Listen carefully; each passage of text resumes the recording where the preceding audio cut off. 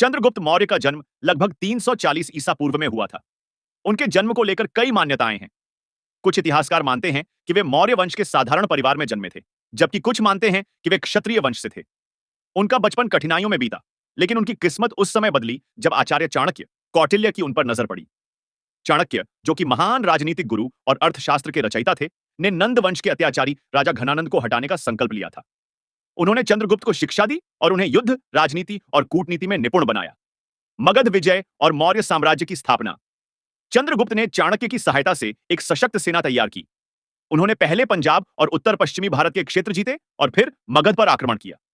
लंबे संघर्ष के बाद उन्होंने नंद वंश को हराया और मगध पर अधिकार कर लिया।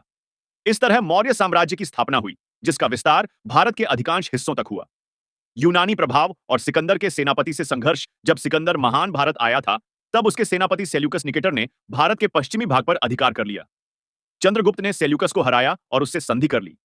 इस संधि के तहत सेल्यूकस ने अपनी पुत्री का विवाह चंद्रगुप्त से कराया और उन्हें अनेक क्षेत्र सौंप दिए।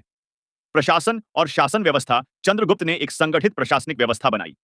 उन्होंने कृषि, व्यापार और सुरक्षा को बढ़ावा दिया।